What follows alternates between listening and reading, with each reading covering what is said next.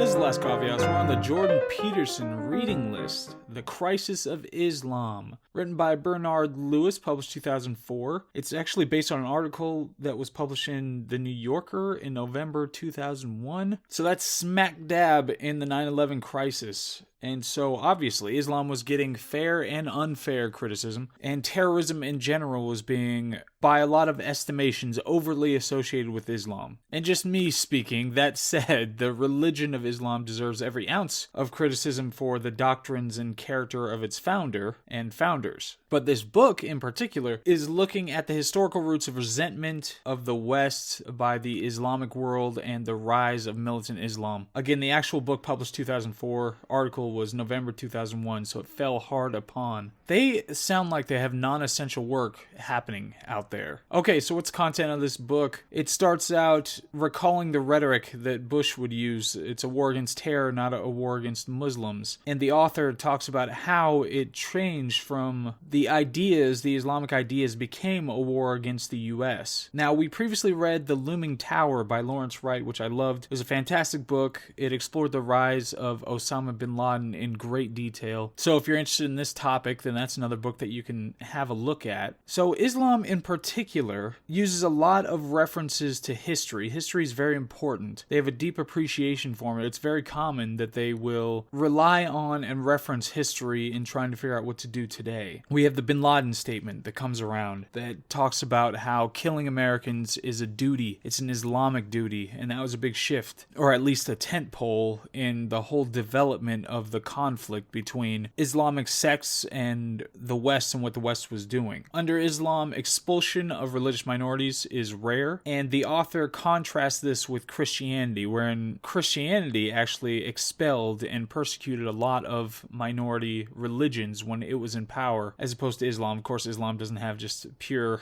behaviors and intentions when it comes to other religions, but we'll see some more about that. And there was a big change from the 1930s in the Islamic world after the discovery of oil. Then we have ideas about the presence of foreigners or Westerners being a desecration and outrage as part of a religious revival in Islam. Okay, Islam specifically, it existed in a time between Rome and Europe, and during this time, Islam was the great civilization. But now there's a widening gap between those things. It has always been closer to Judeo-Christian countries than it was to Asian, but there are a lot of differences. The relationship between government, religion, and society. The founder of Islam was his own Constantine. He didn't have to rely on a church and spreading a church throughout regions and the world to be able to get the message out. There's no tradition in Islam of resistance to state power. Obviously, in Christianity, there's a long tradition of that. They had to choose between God and Caesar and make sure that they navigated when did that path properly when it came to the powers of each. This was not a concept that was present in Islamic society. Muhammad died in 632, and the whole idea throughout from 632 on, the idea of a secular country or being secular was alien to the Muslim world. Of course, much of this is an overgeneralization of the way that Muslims are and think and how they function today, but the author is saying that this historically, overall, is emphatically different, that you don't have even a concept of a secular world. The author brings up the Qadi and Mufti. Qadi is a judge. A Mufti is a kind of judge which was historically superior to the Qadi, and it can issue fatwas. It's very interesting to me, personally, it's really interesting to think about all the different structures in Islamic society and how they function, where they came from, how the Hadith comments on all these things or builds them, and the struggle between Hadith and Quran and history, and I mean, all that stuff is really fascinating. The author points out that there was a difference between the way that the Islamic world treated America and treated the Soviets, despite the fact that the Soviets invaded Islamic countries. And another difference is that most of the Muslim countries are still powerfully Muslim, as opposed to Christian countries, which mostly are in countries that aren't particularly Christian. While Christianity may be a majority, they're primarily secular with a lot of Christians in them. So there's a different level of the immunity of criticism when it comes to Christianity versus Islam. Of course, we saw that in the last couple of decades when it came to Christianity. Extremists, and there's a question of whether Muslim countries are a theocracy. And the author specifically points out that you don't really need a priesthood. You don't need the same kinds of structures that you would need in Christian countries to carry out a theocracy. But there was a revolutionary wave in Islamic countries, and the complaints that they primarily had were about humiliation, frustration, and contempt for Western society, and specifically the moral degeneracy of Western civilization. Islamic fundamentalism is a bit of a misnomer to the author, even maybe more than a bit of a misnomer. He believes that a lot of the uses of Islamic texts and ideas by fundamentalists or Islamists or jihadists are invalid, but he will go on to own up to a lot of the valid textual interpretations that have led to the terrorism that we have to deal with now. And most of the Islamic fundamentalists, they were anti-Western, but their primary targets were their own rulers. And it happened differently in different countries. So in Egypt, the leader was assassinated, but they weren't able to take over the state. In Iran, the revolution got to institute their own government. The Muslim world is far from unanimous in its rejection of the West. Some call the West enemies of God, and some say that God having enemies at all is kind of weird, and needing help with a fight against those enemies is really weird. However, the author gets across that fundamentalists are dangerous by the end of that chapter. He goes into a discussion about jihad, and everybody should know the conflict in an interpretation of this word by now, the difference between internal jihad or a moral striving to be better as a person and an external jihad, the physical armed striving that everybody's worried about. Both meanings, the author says, occur many times throughout the major texts of Islam, and have been interpreted in both ways throughout the history of Islam. You can hold jihad or jihad against infidels and apostates, and the character of that jihad can be different. There's offensive and defensive jihad. Osama said it was defensive jihad that he was engaging in, and that everyone is obliged to defensive jihad. So an offensive jihad would be like an attack, an offensive attack on something. A defensive one would be defending Islam or countries that are Islamic countries. There are different things in the hadith, like rules of warfare, things like no looting, no killing women and children. That's female privilege. Good treatment of prisoners. These are things that have been recorded in the hadith. Predominantly, it's military use of jihad in modern times. Martyrdom is different from suicide, and this was an important intellectual development when it came to Islam, because suicide is a sin, but martyrdom is one of the most glorious things that somebody can do. The author specifically points out how it's a misuse of jihad, however, such as the fatwa issued against Salman Rushdie. So that's not the right use of fatwas, and that's not the right application of jihad, and that martyrdom in itself is something that is a novel outgrowth and not something that should be supported currently. And of course, an apostate is far worse than a non-believer. If you are in the religion and then try to leave it, it's much worse than if you're just Christian or you don't believe in anything at all. You cannot be forgiven as an apostate. Men are put to death and women are flogged and imprisoned. There again, female privilege. There's no compulsion in religion, everybody's heard this term, but they are subject to certain disabilities, as they're called. They can be subject to taxes, and they can have bans on doing certain things. One idea, the Soviet Union replaced the Third Reich in opposing Zionism. So the complex interplay of conflicts between groups will make interesting bedfellows. So the Soviet Union became a new patron against the West. And curiously, the American Revolution actually was mostly unnoticed and unknown in the Islamic world. The French Revolution was clear and something they were aware of, but the American Revolution was not. And then suddenly that changed, and a negative view developed in Islamic countries, likely as part of an outgrowth of a negative American view in Germany, which viewed America as a society without culture. So these are the early rumblings of that anti-Americanism traced by this author. There was actually a pro-Nazi regime in Iraq.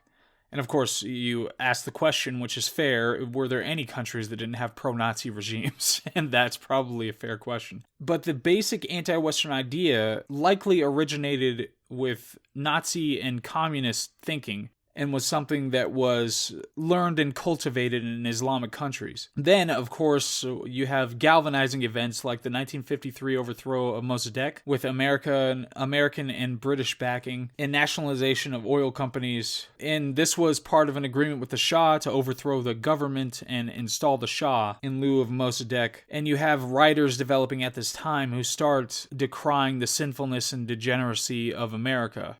And then Khomeini calls America the Great Satan and Israel the Little Satan. There's the Iran hostage-taking situation, which was apparently to prevent good relations between the two countries, Iran and the United States. And one thing I had never considered, the U.S. as a victim of colonialism. Of course, the United States had to win its own independence. It suffered the same yoke of oppression from the British that a lot of other countries were feeling. So it's really weird, of course, nowadays, because people have short memories, they simply call America the colonial power and the sinful giant that just stepped on all the small countries around the world. But at one point, it was colonized. It had to fight for its own independence against a king that was tyrannizing how it could operate and do what it wanted to do and develop its own identity.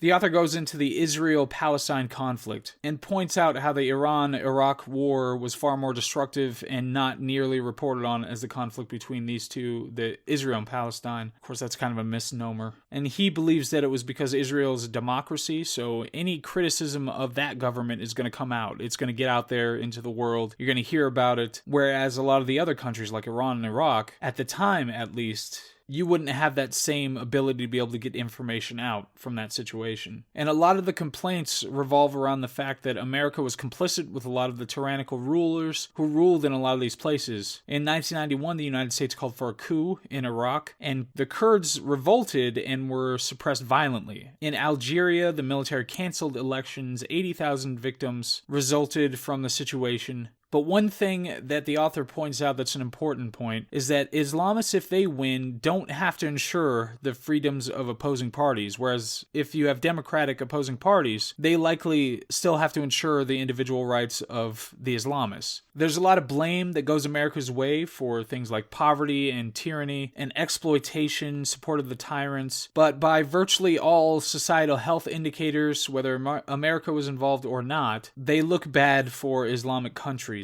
The European-style system of democracy simply haven't worked in Islamic countries except single-party dominance. That's the thing that has been happening in those countries. And there was an Islamic burning of books, notwithstanding all of the Islamic Renaissance talk and the saving of Greek and Roman writers when Christians were burning those things during that period, but the Islamic civilization burned their share of books as well. And huge point here, Wahhabism would not have the footprint that it does, and it's an extreme version of Islam, but it would not have the influence that it does if Standard Oil hadn't issued an agreement or come to an agreement with the Saudis when it came to oil and made them so incredibly wealthy. So instantly you had Wahhabism leading a major, extremely wealthy country, and it gave it an outsized influence.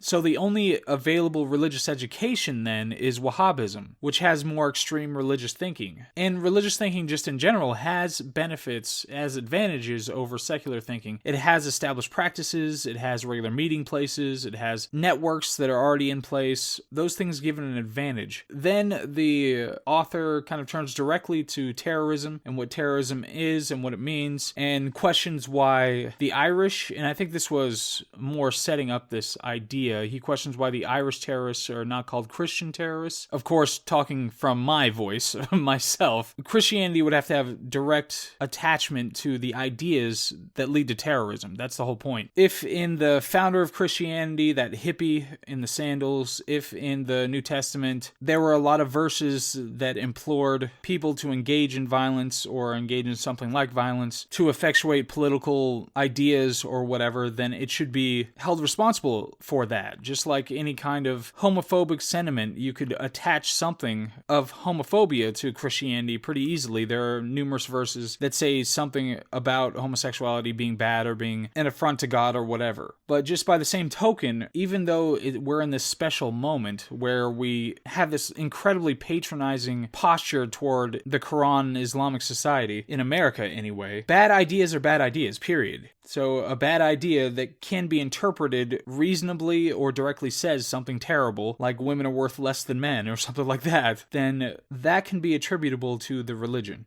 But things like in the Quran, as far as I know, they have very few verses that are anti-science, that go against, that say that you have to be wary of ideas that come out of science. But there are things in the New Testament that have made people wary about allowing science to overstep its bounds. And curiously, in the Quran, you have, when it comes to textual criticism in Christianity, when you find contradictions or something like that, there's this whole apologist discipline where you try to figure out, okay, ways around explaining your way out of these contradictions. In the Quran, they made it, in Islamic society, they made it pretty easy. They just said that things can be replaced. So older ideas in the Quran or Hadith can be replaced, and then it's not a contradiction, it's just an evolution or replacement for the previous idea, which of course is unfalsifiable. There's nothing you could do about that. Then anything, just the newest idea is the one that's correct, and you're done, and it was never contradictory, it just changed somehow. I don't know. The author points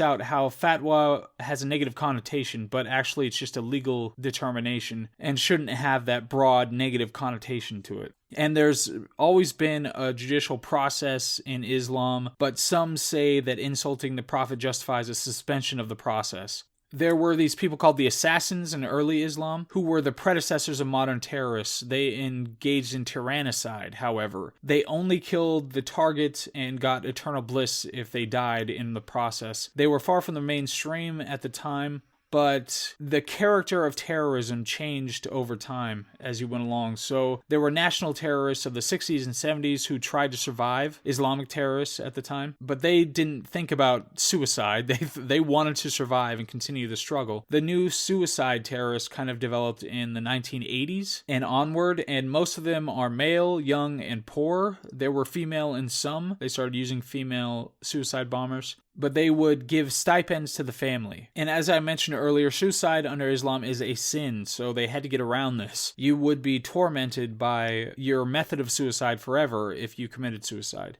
And it changed from only attacking your target to there were no innocent civilians. And the whole idea of the separation of church and state is completely anathema to Islam, according to the author. So then the author finishes up by warning that the struggle between Western and anti-Western influences in the Islamic world will determine its fate, and whether it enters the global community on good footing or regresses into conflict and violence. So that's The Crisis of Islam. It's actually a really short book, and this is a really long episode, so I'm not sure how that happened, but there was a lot of information in it. It had a lot to talk about. I didn't go through and vet each of the claims when it came to what the book was making. I think this is a relatively esoteric area for anybody, especially from the West, to be diving into. Having said that, bad ideas are bad ideas. Not having an idea of a secular state that can ensure the rights of everybody equally, that's a huge deal. That's a huge concern, and something that any nation or any civilization should be able to develop if they're going to want to be able to incorporate all the different ideas and individual freedoms that should be part and parcel of functioning in a modern world. Now, this was right after 9/11, so the ability of this author to be critical of Islam in this way, I think, is relatively admirable. But these are, as we've talked about before, these are dealing with extremely massive causes and effects, influences and memes and all that stuff that people have to deal with on personal levels and collective levels. And so drawing broad conclusions about these things and why people do what they do is extremely difficult in this context. When it comes to Islamic countries feeling slighted, or that there was a desecration of their land, or that the West is a degenerate place and all that, and that being an explanation scientifically for why people do what they do, you have to take that with a generous portion of salt, because of course we barely understand an individual's psyche, so it's very difficult to say that some massive population of 1 billion people, or however many, act in a certain way for particular reasons. But that is not actually much of an attack on this book. I think the book does a very good job of kind of parsing the different possible explanations for a lot of things that are going on. In the broader context, I think right now, the situation that we're in, we've got a left that is doing doing its damnedest to try to inoculate Islam from any criticism because it's trying to place them in the fold of identity politics, which is just as ridiculous as it gets, ignoring the substance of something and excluding any kind of a substantive understanding of what's going on for the sake of just looking at somebody's skin color or gender or what their group is. Is everything wrong with the modern world? Which is a bit of overstatement. People not understanding the complexity of storytelling, that's also wrong in the modern world, and not having good health and eating right and all that stuff. Those are also problems. But it's pretty much the biggest problem, trying to fold people based on identity into groups. Pretty much the biggest problem that we have right now. So in the broader context, that's kind of where we are. And books like these kind of illuminate a lot of the bad ideas, but they also add some apologia to people doing really stupid things. So just like when you enable people doing stupid things, they're going to be empowered to do stupid things. So when you just say that it's part of their culture or, to be offended or engage in terrorism or something like that, then a lot of people who read something like this, they're going to take little bits of it and say, well, America did this, and America overthrew Mossadegh, and America didn't support the Kurds in 91, so therefore it's okay for them to do these things. No,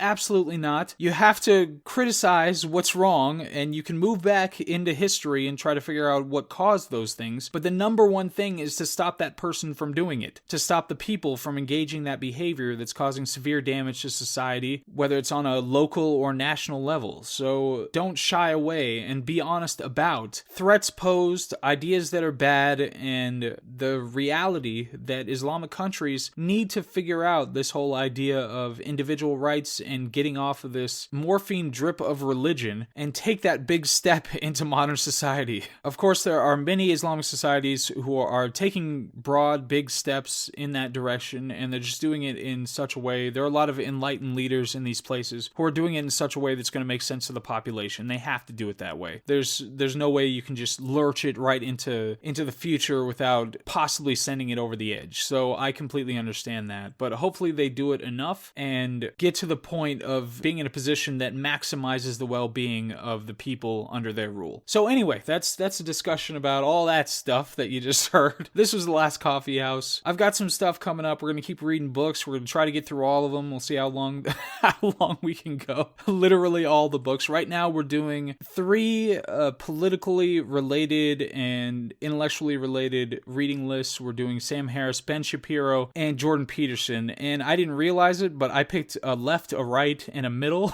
So I think that was the point in my brain somewhere. That was the point. So we're trying to get a full-scale understanding of everything that's going on and be able to move on from there. Also, the literature stuff on the side, because I love it. I love it to death.